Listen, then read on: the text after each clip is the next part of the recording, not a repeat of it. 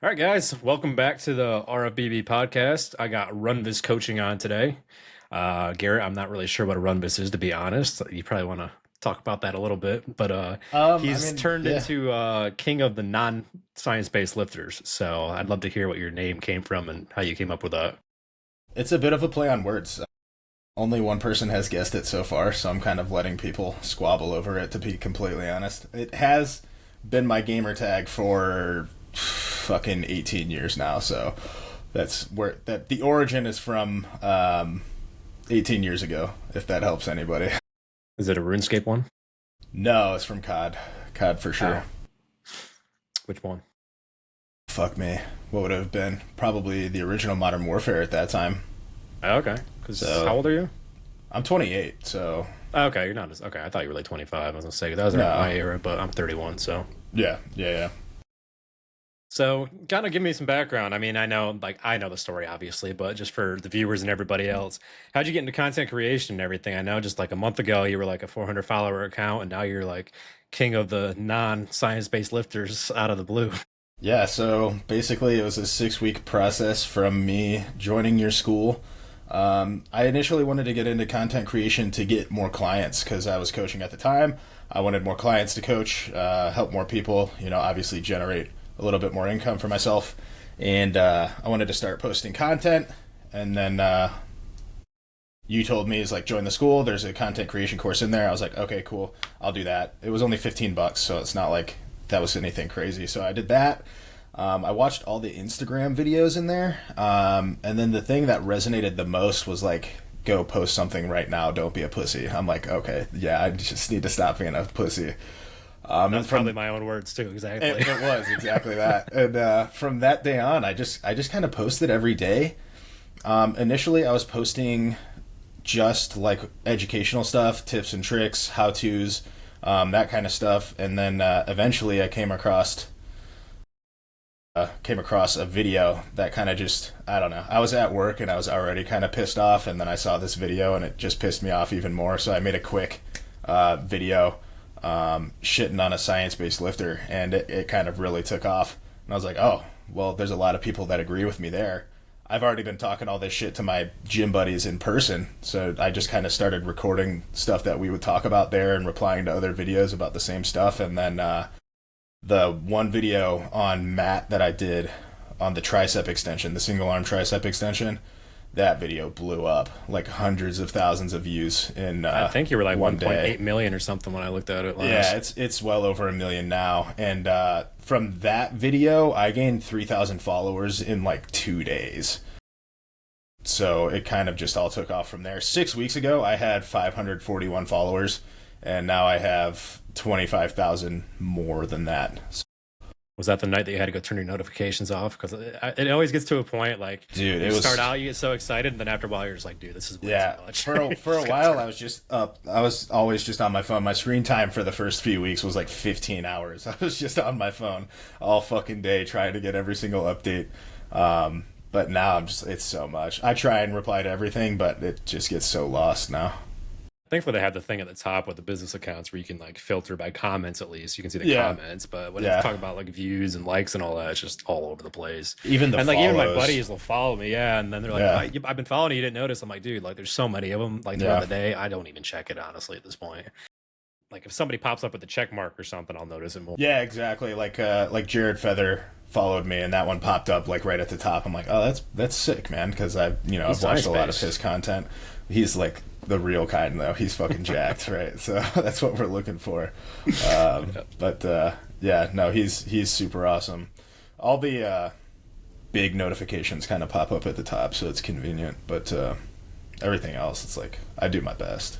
Just white noise at that point. Yeah, And that's the biggest thing most people don't get is content isn't like super complicated. Like you can do the highly edited stuff and it usually doesn't even perform as well as the super organic, just how you're feeling in the moment. People relate to that better now because there's yeah. so much AI and stuff. People don't really buy into the highly produced stuff as much anymore, I feel like, versus the really raw stuff. It looks like it's produced by AI.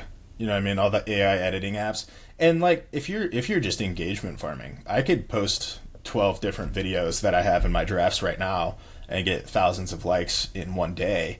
But it's kind of just like super bottom of the barrel like engagement farming content. It's like, haha, look, science-based lifters are gay, and then it's like 4,000 likes in a day. I'm like, okay, but is that really what I want my entire page to be?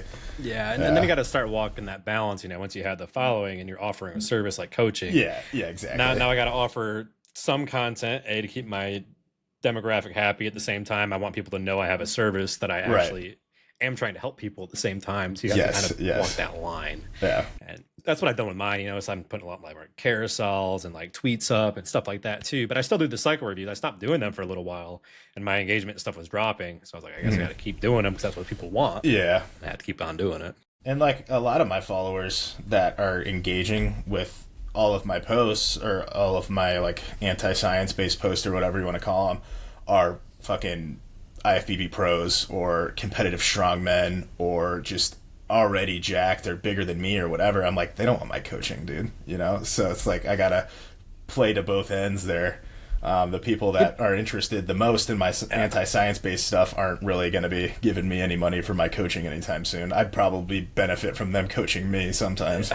And you feel like that, but sometimes you'd be surprised too. Like if you know a lot about a topic, like say something like PEDs and stuff, a lot of these guys are just like head in the sand. They don't want to know about it. They just want to get the plan and stick to a T, like just perform the plan for sure, do their best there. They don't care about all the other white noise. So they'll hire a coach where you think that they would know more than you because they've been taking gear for 20 years. In reality, a lot of them are just like, nah, dude, I just do what my coach says. Like, they don't care about learning it. So they'll actually take your word on it. I probably need to start talking about PEDs a little bit more. That's one of the things that I'm the most educated in. I just hate talking about it because a lot of my followers are super young and I don't want to start talking about like testing EQ and they're like, hey man, I saw your video so I started taking EQ. I'm like, fuck dude, no. Like please talk to me first at least. Yeah, and that's why I try to keep mine some entertainment, some education with it, but not like too much gear porn because like if you glamorize it too much then you start getting that. And even in the DMs now, like I've got to where I just push people to a consult. I'm like, if you want to talk to me one-on-one in a consult, that's fine, but like the more I answer this, the more people report stuff, the more you get sketchy people asking, where can I buy XYZ? And it's like, I don't really want to deal with that. And if they're willing to pony up for a consult, that they're kind of serious and they're not just kind of kicking the idea around. It's like, that's what I've been telling all the people on like my Q&As. Like, if you guys want to talk cycle design and gear and everything, just sign up for a consult. I say they're only 30 minutes, but they're frequently like 45 minutes to an hour. Like, I just want to make sure people are getting them the best help possible. I usually book mine out for an hour, and a lot of times they don't last an hour, but I feel like anytime I go 30 minutes, I go 45. It's like always that, like, you're going over the line. So I try to just block an hour off for them at this point. But also when it comes down to the coaching and stuff, what separates you from other coaches out there as of right now? Right now, from all of the feedback that I've received from my clients, and especially the new clients that I've taken on, since I started blowing up, because it's been a lot, the main feedback I've received from them has been my response time. So when I'm getting a message, I reply to them typically instantly, but always within like 30 minutes to an hour. And a lot of them have told me, they're like, dude, this is the most responsive I've ever had a coach before. A lot of times I'm waiting like 3 to 5 days to hear back on a text. I'm like, I don't understand how anybody would put up with that personally. But that has been the main positive feedback that I've gotten from my guys. Yeah, and that's something you can keep up with when you're first growing. Then I feel like once you hit about 25, 30-ish clients, you have to almost just block times off for it and be like, hey, I can't answer it right away because one person might send you 15 messages and then next thing you got 30 times that. It's like I got 300 messages all of a sudden. It's like, like we got to calm down a little bit. But there are a lot of coaches that just do pack on 200 to 300 clients and they literally can't get to them all. And I don't like that approach either. Well, I had one guy come on and he told me that he asked his coach about the form on a lift, and then he didn't hear back for like 5 days. He's like, well, I've already done that exercise twice now, so I've done it wrong twice in the time it took to hear back. I'm like, no, I'll get you guys back. I told him that if I don't get back to him instantly or like within that hour, I'm probably busy like with my family or something, and I'll get back to him as soon as I can. But I don't really do anything, right? So I'm always kind of available. I just go to bed super early, but they all know that now, so.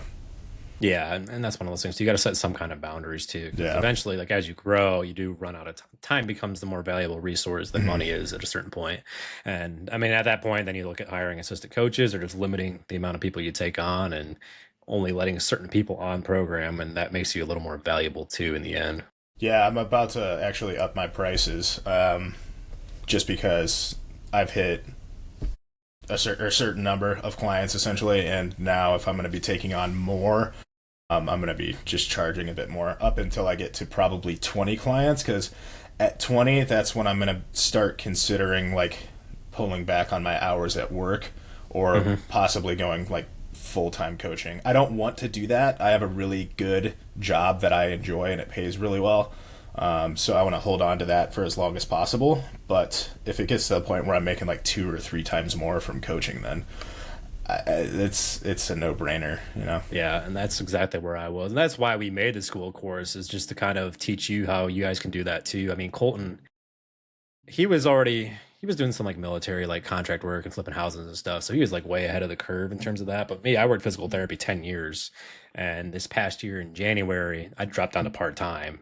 And that was my original thought was, all right, I'll do part-time, kind of like what you're doing now. Like, hey, I'd be happy to do coaching half the week, have some freedom, and then keep Yeah, my job.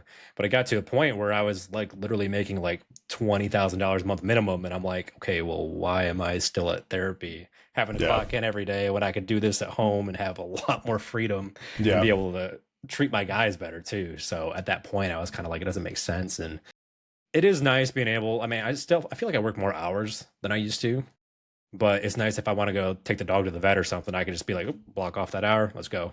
I don't have Yeah. to sit there, plan it, put PTO in, wait and see if I get approved. And then, oh yeah, you can go take your dog. You know, it's like, it's nice being Yeah, able to have that that's freedom. that's another thing that makes me want to hold on to my job is it's super flex. I work for a small business, so it's like Okay. wildly flexible with my hours, with what I can go do. Like I took this Saturday off, kind of short notice, because I'm going to the Indy 500 this weekend. Okay. I just went up to my boss. I'm like, "Yo, I want to go to the Indy 500. Is it cool if I take Saturday off?" He's like, "Yeah, sure, man. Go have fun." It's hard to give that up, you know, that kind of treatment from an employer. Yeah, and I always tell people to hold on to that job. Like, don't quit after like 1 or 2 good months. You know, make sure it's going to be a stable Right, yeah, thing. exactly. Like And it's been 6 weeks and I'm gonna yeah, fucking quit my yeah. job. Like, no, that'd be silly. And then in my particular situation too, of course, I quit mine, and then my Instagram gets restricted a week later. I'm like, all right, well, fucking pissing in the wind now. You got to fucking make Yeah. it happen. And I ended up having my best month all time, but a lot of that was because I was Thank you, James. running. Yeah, yeah, James Cole. Running a lot of ads, and I was just moving people over to my other account that only had 60 followers. But that definitely died off at the end of the month. Like the last 2 weeks, I don't think I had like a single sale the last 2 weeks, but the first Yeah. 3 weeks when I quit, like it was moving pretty good. And that's what I was worried about coming in this month. I'm like, we got this lag time. My DMs come back. Now I got to catch up on 4 weeks of conversations people started. So we're way backed up, and you got to catch up on all those too. So I know you've been going back and forth with Paul Carter. How do you feel about that? He's one unstable man, to put it bluntly. So what's super interesting is obviously I'm fairly new to this space. Like I don't consume a lot of content. Like in my free time I watch people play fucking Minecraft on YouTube. Like I don't do like fitness YouTube or anything like that. So before I made my first video on him, I had no idea who he was. So I just saw one of his reels come up in my feed, and I was like, "Oh, this guy sucks." And I did a video on him, and then I started getting DMs and comments on my post. I'm like, "What the fuck is going on here?" And then people started DMing me, and they're like, "Hey, dude, like, yeah, fuck that guy. He blocked me because I liked to comment on his post." And the people are sending me screenshots of all these DMs that he sent them. I'm like, "Oh my god, this is hilarious." So I just started naturally making more content on him just because I thought it was funny, and it kind of just took off from there. Now he hates me. He has said, and I quote, that I am the worst thing in the fitness space right now, and I'm like, that's super interesting because I would say that you are. Yeah, he's a special snowflake. We'll put it that way. Yeah, he's a That's why number. I mean, I showed you he was in my DMs yesterday for something I said like 5 days ago, and he blocked me immediately. Then he logs on his side account to come call me pussy. I'm like, all right, way to go. Yeah. Like, This is why you're still single at 45, dude. Like, Yeah, no, he's something else. People were sending me all these like screenshots of his old Facebook posts, like crying over his girlfriend and everything. I'm like, oh man, this guy's got lore. He's got well, lore. that's why I was telling you. Go on Reddit, look at the Reddit post from about 10 years ago, and they contradict everything he used to say. Like, Yeah. Well, no, people are and he's sending got me. his website too. I've had people send me programs like showing like he emailed them programs. They were his clients from like 10 years ago, and his programming used to be really good. Like it was great strength programming. Like it was really solid powerlifting programming. Why you would want to completely abandon that and be like, I never did that. I never ever did that. I've never changed my mind. I'm like, well, one, your programming used to be way better. But two, who wants to sit there and say, I have never changed my mind in 10 years?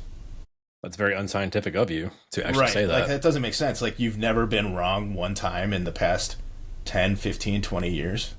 It's just a weird claim. And that's why I respect like the RP guys and all that because they're very open minded. If they're wrong on a position, like Yeah.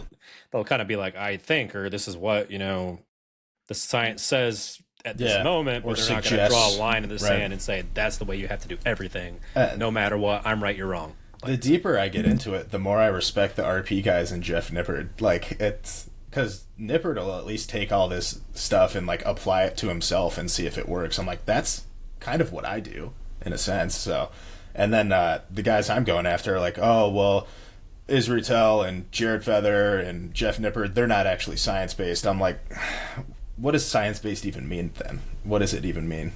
and these are the guys that have actually done like doctorate level work versus Right, 22-year-olds on exactly. TikTok that read one study and think they know everything. Yeah, yeah, that have 12-inch arms that have never actually lifted a meaningful weight in their life. I'm like, buddy, you've been working out for like 8 months. Let's calm down here. Yeah. I know I mean, I've never hated the science based stuff because like I only followed like Mike and those guys. So like I didn't have the exposure to how obnoxious it is until like looking at more of your posts. And I'd seen some of it. Obviously, I went back and forth with Snitch a little bit last year, and now you guys are best buds too, from what Yeah, I've she's heard. not. She's not a fan. She's not a fan. Neither is her boyfriend. But besides that, I wasn't like super involved with it. But like after seeing that, and then seeing the explosion of kids doing the stupid kneeling cable rows like at the Yeah. gym all of a sudden like a couple years ago, I'm like, where the fuck is this coming from? Like it's so Yeah. stupid. It's you load it up more than like 20 pounds, you're just off balance. I'm like, Yeah. why are we doing this? And then I downloaded TikTok for the first time, started seeing that shit everywhere. I'm like, oh, this is why. Well, that earlier on the podcast with, I believe it's Kesem, I hope it is, but he was saying he kind of started that originally, but it was for a very specific purpose for one of his clients where they had to do it like that. And then people took it and they're like, this is the only way to isolate the lower lat. And then it kind of just took off from there.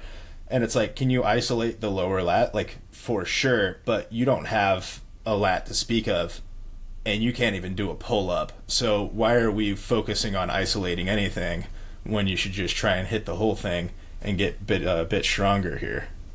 And at the end of the day, like anatomically, you're still using the other parts of the lat too. It's not like you just Right, only yeah. use one little part of You're the like muscle. biasing it Yeah. to a meaningful amount, maybe. But again, you're spending all this time trying to figure out this like optimal movement to bias a particular part of the lat when you can't do a pull-up. We need to prioritize better. Not only that too, like the lat pull down machines and everything, they lock your knees into place. You can load them up a lot more, get Yeah. more stimulus out of them than worrying about the stupid kneeling and trying to balance while one cable's pulling on you. I mean, I'm 250 pounds now. I can still pull my body off the ground with one hand. So it's like I can't really kneel there and do anything. And I mean, I had the problem when I get cut down. Actually, I go to pull down like the one, or when I get to like 200-ish on the lat pull down, like it's actually like hard for me to get it down when I'm cut down. Right, I have yeah, to like exactly. block my knees under it. So if I did that on a single arm cable, I mean, there's no way in hell I could stay balanced and do it. I actually might start doing pull-ups again. I stopped doing pull-ups during my bulk because I was 290 pounds, and I went to do one and I couldn't, and it hurt my feelings. So I stopped. But I've lost 40 pounds now, and I went to do pull-ups the other day, and I felt like a feather. I'm like, maybe I should try and progress these now. How long you give me to run in the cut for? I want to see what 230 looks like. I feel like I'll be pretty fucking shredded at 230, and that would also be my weight cap for classic. So I kind of want to see what I look like right there. And then this winter. I was thinking of maybe getting gyno surgery this winter. But if I don't do that, I'll just start my bulk back up. I'll push in like the fall. Well, I mean, that'd be a good thing to save up for with the coaching money then. That is definitely. I haven't spent any of it besides on this camera, and then the rest of it I'm just kind of squirreling away for a rainy day because I don't need it. Like I was all right before the whole coaching thing really took off. Like I was making a few hundred from my clients that I was helping before because I never really like upped my prices. But then as I started getting busier, I started getting more confident. I started feeling like I could up my prices and, it's actually worth it. Now it's just piling up. So I kind of just leave it there. I have my job. All my bills are paid. I don't need it for anything. So Yeah, and it's kind of funny how that happens too. Like you start out, you're like, I don't know, people are gonna like my program and stuff. And then yeah, once you get like 5 people in, they absolutely love it, and you're like, okay, well, I don't know, I was being such a pussy before. Like people actually really yeah, enjoy this. It's just taking that leap of faith, really, at the end of the day. But what I yeah. found too with my coaching also is like since I was kind of doing the same as you, I was still working my main job. Like this pays all the bills. This is just extra money. I started just dumping it back into my program too to expand the program more, to scale more. You know, mics, cameras, stuff like that to improve the setup. So now I feel like when I go to make videos and stuff, they're more attractive, so they stand out a little more. Yeah. At the end of the day, does the camera make that big a difference? Probably not, but I just wanted a nice one. It's Yeah. one of those things. Fuck where it. Yeah. yeah, just improves the presentation a little more. I'd say the biggest thing that it's probably spent money on is probably your advertising will be your number one thing. That and then Yeah, I just haven't getting even started that employees yet. if it starts to really grow, getting employees to help you manage some of just the inflow of stuff really is a big thing. Buy your time back essentially. Yeah. It doesn't have to be expensive either, and that's the nice thing with online is you can get guys from the Philippines or India or those countries where you don't have to pay nearly as much, but they'll work Right. super hard for you too. Like all my editors, they're all foreign for all my Mhm. videos and stuff, so they might only charge you $10 or $15 per edited minute, or US they're charging you $50 for the same thing. Yeah. And I'd argue that my guy from the Philippines, he's the best editor I've worked with. Period. Like I know I'm getting a good video. I might have one revision every 5 or 10 videos with him. Like I don't have to tell him anything. He just nails it every time. Yeah. And that's more than worth the money for me because you save 6 hours plus he just nails it and you don't have to worry about all that. That's a direction I'll have to head in soon because I keep getting requests to do more long form stuff on like YouTube and everything. I'm like, I have zero idea how to edit. I can barely edit my Instagram videos on the actual like built-in editor. So I could film it. Somebody else can chop it together. I'll post it. Yeah, it's one of those things where YouTube's a really slow burn. I mean, I like doing YouTube videos. I mean, there's ebbs and flows with it. Sometimes I just don't feel like doing them. Other times I'm like all about it. But it just takes so long for it to really recognize your audience and then start to branch out. It gives you like a small pool it shows you to. If they all like it, then it goes to the next pool, etc. Yeah. But your videos last such a long time. You have videos like from years ago that still get views, whereas that doesn't happen on Instagram. So it's Right. more a slow burn and growing it. But at the same time, you don't have to have a YouTube. It's just a better hardcore audience. They're more likely to stick with you long term than like your typical shorts audiences are. Yeah. So there's pluses and minuses there. There's a bigger time investment too. So I always tell people focus on just Instagram if you don't have the time. If you got full hours to devolve into whatever content you want, then doing both is probably good. Just in case, if your Instagram gets shut down, you're fucked. You're kind of like, all right, I got to either restart an Instagram from the ground up or I had to delete a bunch of posts. Yeah. yeah, or you have that other platform to at least float you until you're able to build it back up too. And that's why I advise people just cross post your shorts between Instagram and TikTok too. So that way you have just a second platform. Yeah, I need to start doing that because I got lazy with it. I was doing it initially, and then my Instagram blew up. So I was like, I'll just put all my time into this. And then I just need to start cross posting my stuff over to TikTok. The only problem is I kind of like replying to the majority of my comments, so I couldn't do that on both apps. Yeah. So I think I'd have to start like triaging what I actually reply to at that point. Yeah, or as I said, you can hire like a VA for like $3 an hour, and they can do the posting part for you, and then you just respond to the comments too, because Yeah. they'll schedule the post out for you and all that. That's another way to do it. But honestly, what I found is the most efficient if you're going to do all three platforms, and I think I did this in the course too. But doing your YouTube video, then chop it up into shorts with one of the AI programs, Mhm. and then repost across X, Instagram, TikTok, and Facebook all at the same time because it just auto post to all of them so that we have all those platforms. But you're not going to be able to respond to all those platforms either. So No, you hell got to no. pick and choose what's blowing up, but then you have a backup if it does hit the fan at least. Because I don't trust Meta's AI for shit, honestly. They just so random. No, and it's so easy for somebody to kind of like gang report you into oblivion too, and there's no recourse either. So, well, the posts you can actually appeal, but anything in the DMs, you're just fucked. Like, yeah, they don't even tell you what got reported. Yeah, since that happened to you, I've been very, very choice with what goes on in the DMs. And what's funny is actually a girl in our business mentorship, she messaged me last night. One of her accounts got a 7-day ban because she corrected somebody who spelled Colt wrong. And she's like, do you mean Colt? And they reported it because they got upset over it, and that got her a 7-day lock. So it's like, Jesus. Yeah. So there's no rhyme or reason to why it gets locked, but you can't even appeal it at that point either, which sucks. So you got. I saw your story yesterday with Scientifically Jacked. I know he's Snitch's boyfriend. What was up with that situation?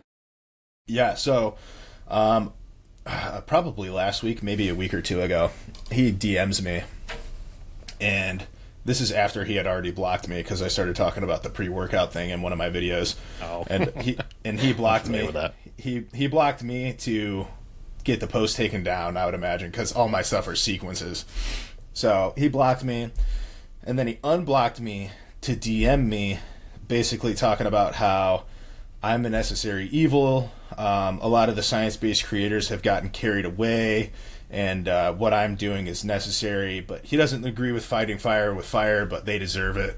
And then he specifically singled out Yotox and told me that it's all kind of his fault and that I should go after him. And at that time, I was kind of thinking, like, aren't you guys all kind of buddy-buddy with each other? Don't you all kind of, like, rub elbows in the same groups, but you're here talking shit behind his back to me? Like, I talk shit to everybody's face. If I'm talking shit about somebody behind their back, I've already talked it to their face. That's why I'm so polarizing, because I like talking shit.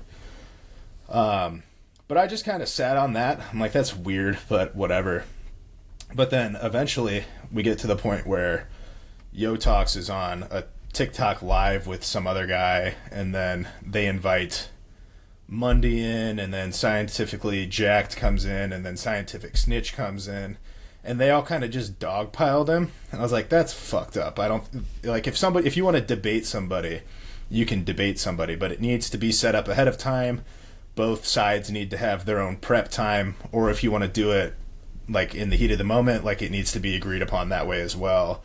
You don't just spring it on somebody. And then I saw that Jackson was also still talking shit about me, and I'm like, if you're going to talk shit about me, you probably shouldn't DM me things other people wouldn't want other people to know. So I just took those DMs, I put them on my story. I'm like, hey, by the way, this guy's pretending to be all buddy-buddy with you while fucking basically ordering hits on your content with me. So I posted that, and then Yotox actually said that I was based for it, and he doesn't even like me. I'm like, I'm not really doing this to help you. I just think it should be a fair fight. But then it was funny because one of my other followers sent me this like clip where Jackson and his other buddies had this like round table on TikTok talking about how much of a problem I am and how I'm so mean and this, that, and every other thing. I'm like, I'm not the one playing fucking high school games talking shit behind each other's backs while being all buddy-buddy in person. Like, yeah, I didn't realize. I guess they're all bigger on TikTok. It's because it's much bigger I reposted my Snitch video, like shorts, and I cross-posted to TikTok, and of course she was taking it and like stitching it over there. And then like my whole TikTok was just going off all fucking night long, and I don't ever fucking check my TikTok. And then I realized I was seeing all the accounts, though they're all bigger there than they are here. But like the Mundy guy, I've never even fucking heard of him till yesterday, and somebody messaged me, or maybe it was 2 days ago, somebody messaged me saying, oh, look at Garrett fighting Mundy. I'm like, who the fuck is Mundy? I've never even heard of this guy. And I look at him, and I think he's like a 45. I thought he was like Paul Carter's best friend because he looks that old. And then he's like, no, I'm 25. I'm like, he's younger than I am, yeah. Like, he's bald and everything. My followers have affectionately dubbed him Black Paul Carter.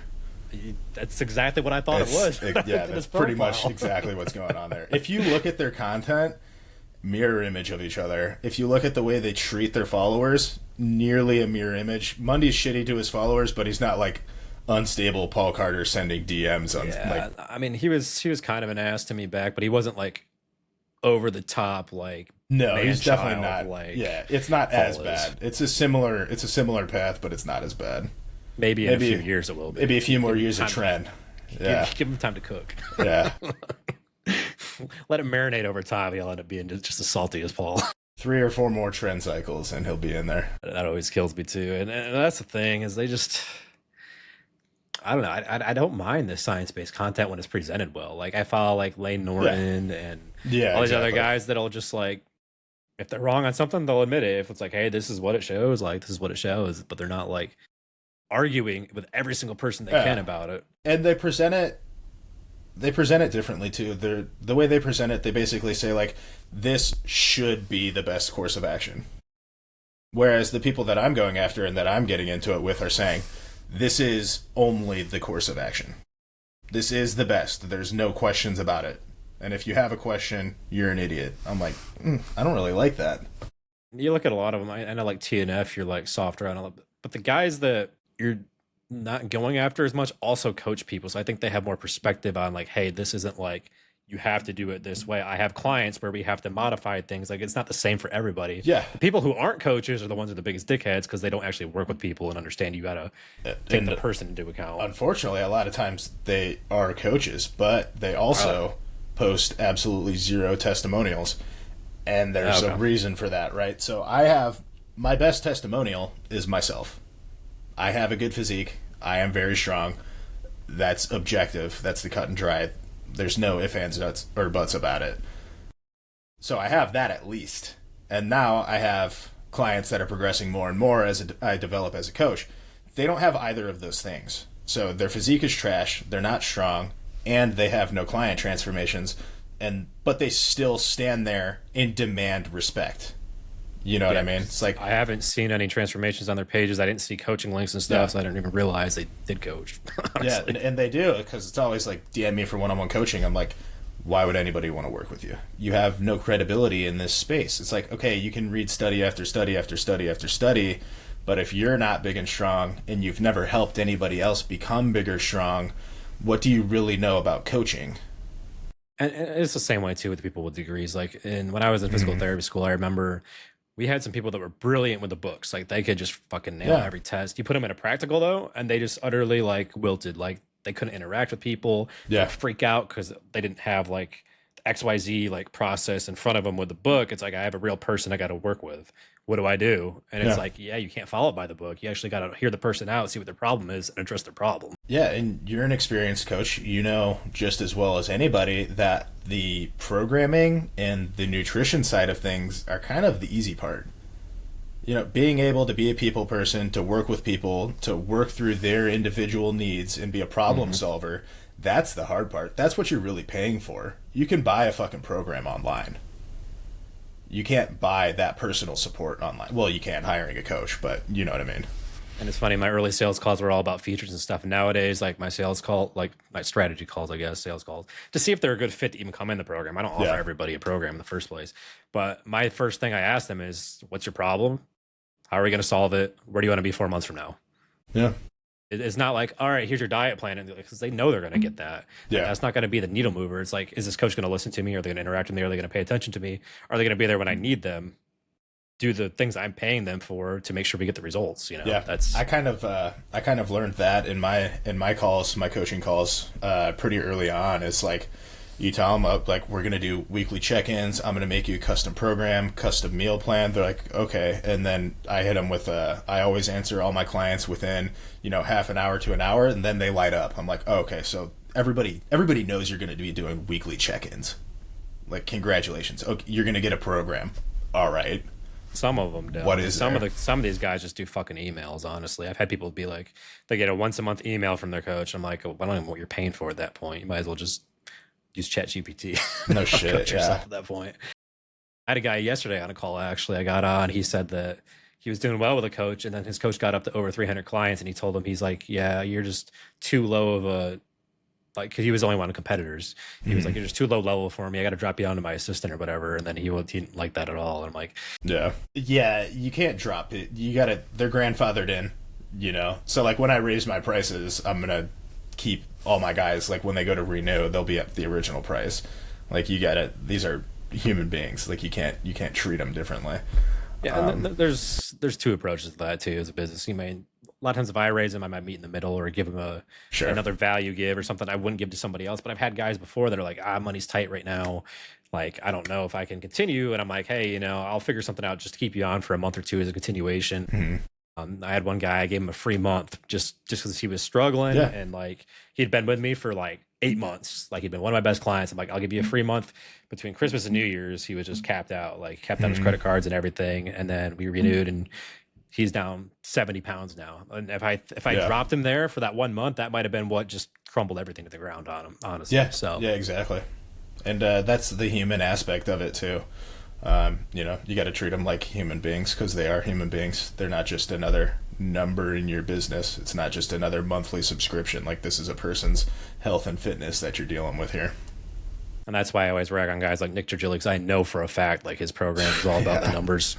Yeah. Nick has had numerous times he's been caught scamming people or using other coaches. I've had numerous people, him and Diago Fit. I get calls all the time. People are like, I had consultations with these guys and they didn't answer any of my questions. And it's clearly just a coaching mill, essentially, which is funny because you pay so much to get a client in and then you piss them off in the first 3 to 6 months and you lose them.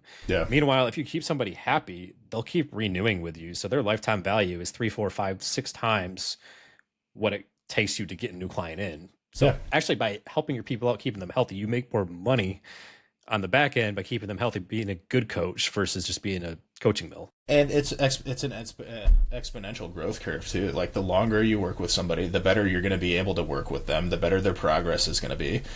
You develop a personal relationship with them, and it gets easier as time goes along. You know? And it's funny because they'll be willing to go fight your battles. Like I got the whole conversation yesterday and Monday, one of my coaching guys just came in from the top rope and started just going in. And I didn't respond. I'm like, all right, okay, Matthew, like I get it. Like I'm cool with it, but it's funny. They'll just go to the bat for you and fight to the death for you because they love working with you. And not only that, it compounds too, because then you have like this base of, 30, 50 clients or whatever, they're going to stay with you no matter what. And then as you add more on top of it, it compounds. You've got your safety net of solid clients. Yep. And then you don't have to overextend yourself and take on a ton of clients because you have the guys you want to work with in there. And then it lets you branch out. Like for me, like now I can offer the TRT clinic, I can offer the free blood work, all these other services that I'm just reinvesting money into to grow the program, expand it out to make it even better for the guys I have. Yeah. Which is nice. Yeah. A lot of guys for me have, almost hesitantly admitted they were on PEDs. I'm like, bud, I'm on a shit ton of gear right now. Like, it's okay. We're good. Like, you can tell me. Or like I had a guy who was like, hey, I increased from 200 to 350 last week. I'm like, okay, that's fine. We can totally do that. But you just got to tell me, like, don't be ashamed. Like, it's totally okay. You're on basically like a cruise dose now for most guys. So it's all right.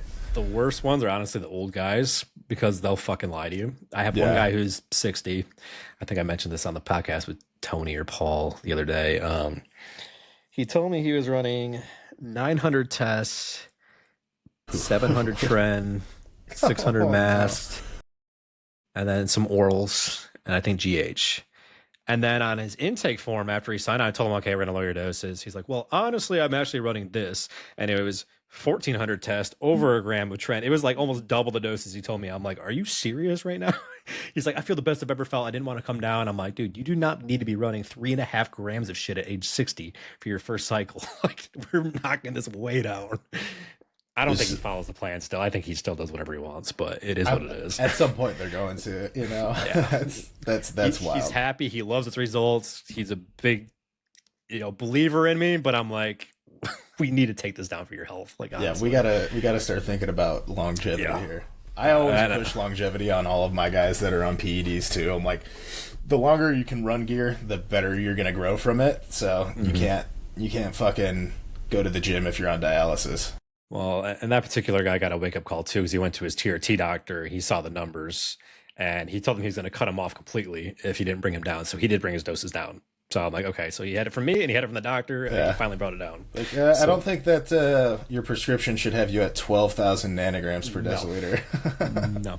Well, at first the doctor said you better be at 0 next time I see him. Like, well, that's not actually achievable at this point because he's at like 12,000. But Yeah. Yeah. It's going to take a while to get down there, Doc.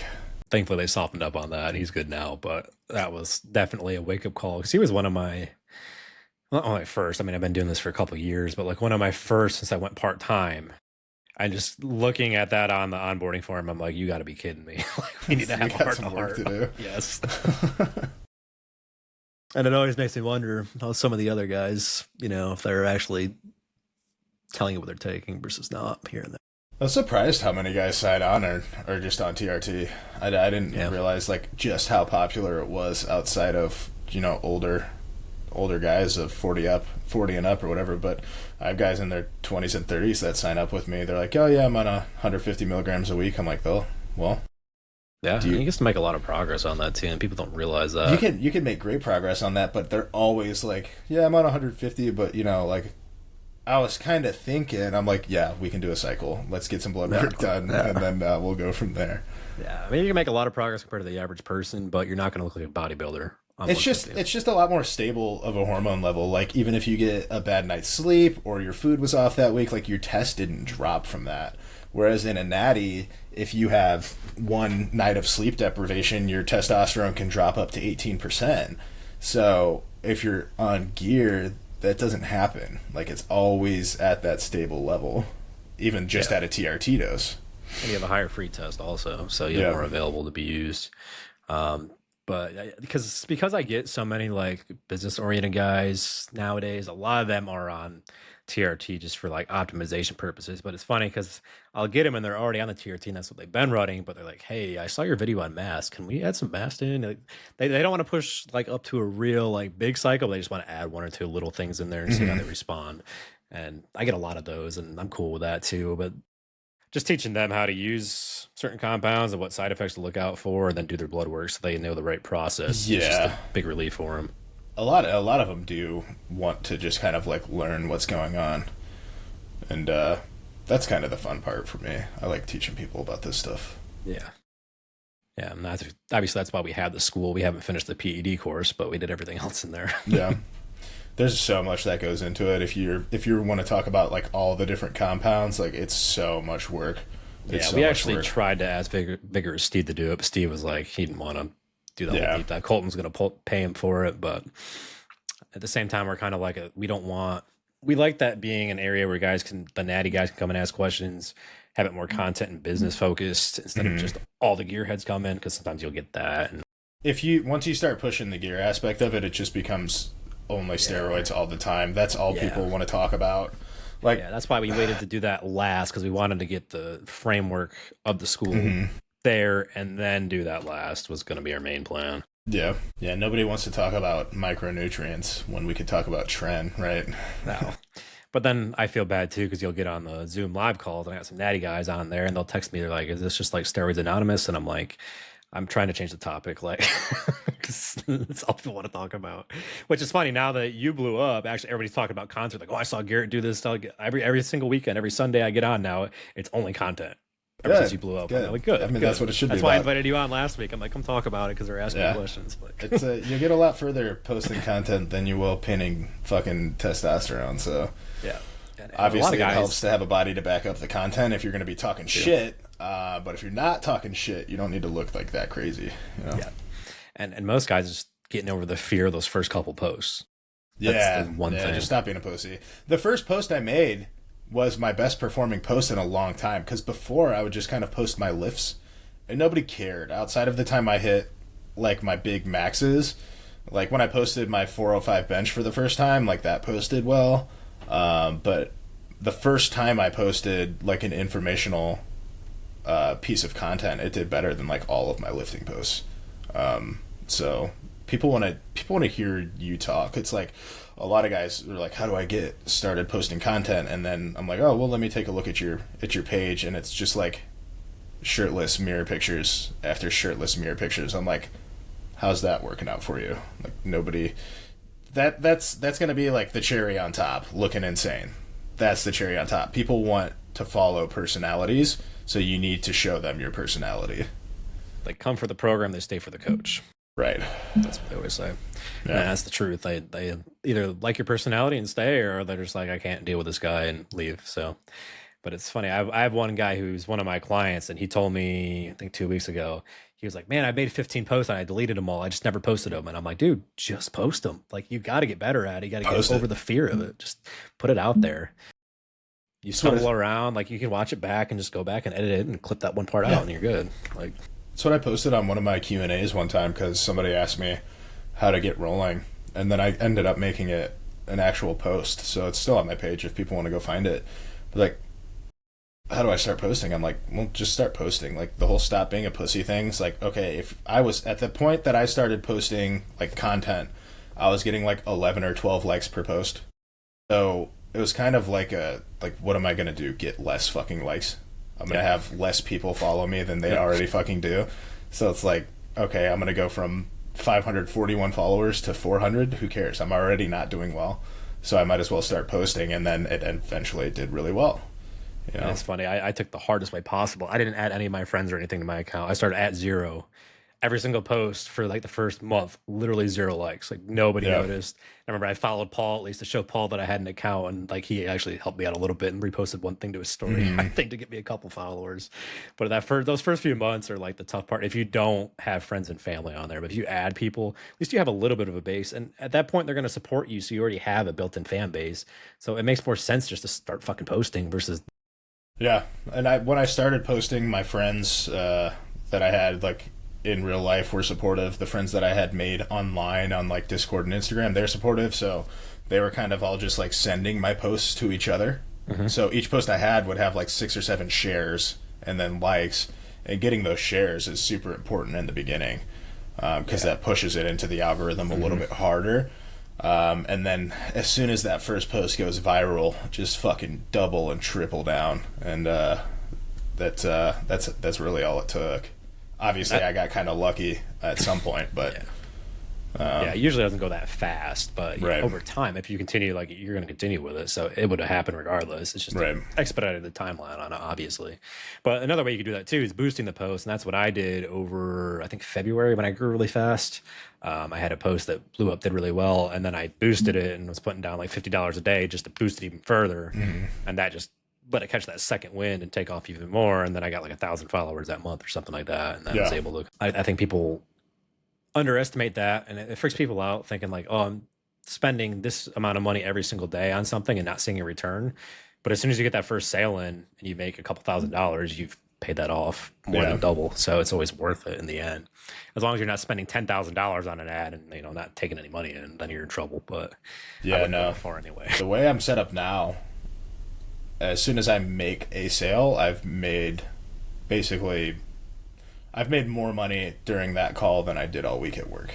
So it's well worth it to boost it. It's well worth it to, if you could boost a post for fucking $300 and then you get one client out of it and you made more money than you would have all week, like that's a no-brainer. Yep.